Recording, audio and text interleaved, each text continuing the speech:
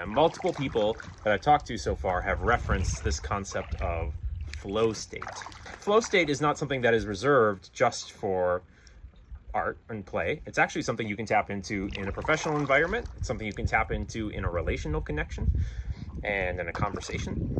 And there's lots of ways that you can do that. Number one, have an intention of what you want to do or feel or experience. And it should be something that is specific enough that it's not overwhelming, but broad enough that it leaves room for the kind of creativity you're really trying to tap into.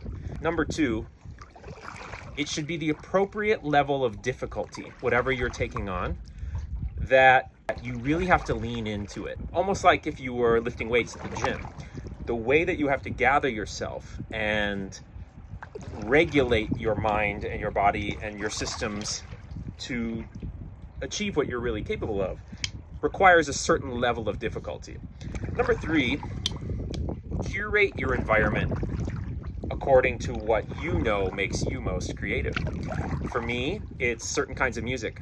Make sure your environment is as distraction-free as possible. And the biggest thing for me is this thing right here, this device needs to get put away. Because every time you check a notification, it resets the amount of time that it takes to get back into that flow state. And for me, it sometimes takes 10 to 15 minutes of kind of going through the motions before I'm really actually in flow state.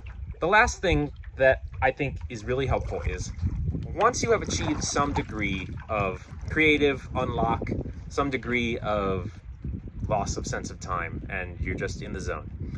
When you have done that and you're really vibing, you're loving what you're making, try to end in such a way that there's a breadcrumb of one other thing you can come back to next time. Leave one thing undone.